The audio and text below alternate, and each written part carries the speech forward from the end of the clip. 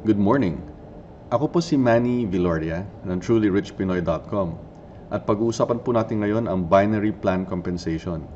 Paano nga ba talagang kitaan kapag binary yung plan? Halimbawa, may isang founder. Tapos sinabi niya na sa binary plan, just get two, just get two, just get two, ganyan, no? Tapos yung pairing commissions ay 500 pesos. So halimbawa po yung lowest level ay level 1. Ang total number of members ay dalawa. Ito, no? 1, 2, dalawang member. Ano yung kanilang pairing commission? Wala. Kasi wala naman tao pa sa ilalim nila. Yung kumita lang dito ay yung founder. Kasi si founder, may isang pair o pares, itong si 1 tsaka si 2. So si founder ang may 500 pairing commission. Gawin natin itong 2 levels. So ito na, no? Level 1, level 2. Total number of members ay 6. Itong 1, 2, 3, 4, 5, 6. Sino ang may pairs? Si founder. Meron siyang 3 pairs. Pair number 1, si 1 and 2. Pair number 2, at pair number 3. Bali, 6 yan, divide by 2, so 3 pairs. Itong nasa level 1, itong dalawang to, ay may 1 pair each. So, tig pa 500 sila. Okay? Itong nasa level 3, wala pa kasi wala naman tao sa ilalim nila eh. So, when we go here to lowest level 3, total 14 members. Nakita po natin si 1, 2 hanggang 14.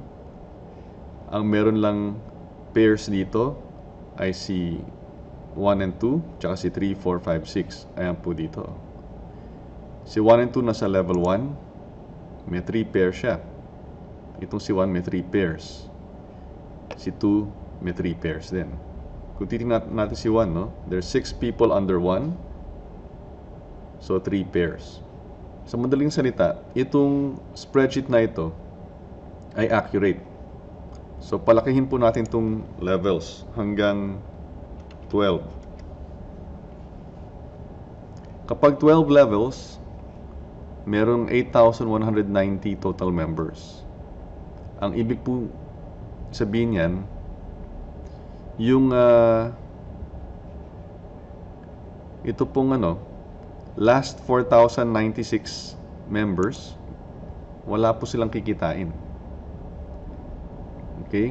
Ngayon, ano itong 1,810? Kung ang target natin ay 10,000 members, yung difference ng 10,000 tsaka 8,191, yung 1,810 yan, ilalagay po yan sa ilalim nitong huling 4,096.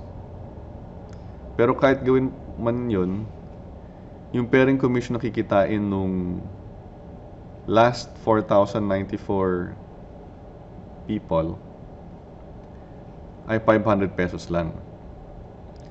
So, sa madaling salita, sa ganitong scenario, if there will be 10,000 members, kung gusto mong mabawi yung 3,888 mo at kumita ka ng pairing commission na 7,500, dapat nabibilang ka sa first 510 members.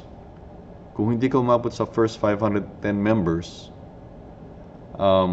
hindi mo mababawi yung 388 mo kung aasa ka lamang sa spillover ng founder. Okay? So, ganun lang po kasimple ito, no?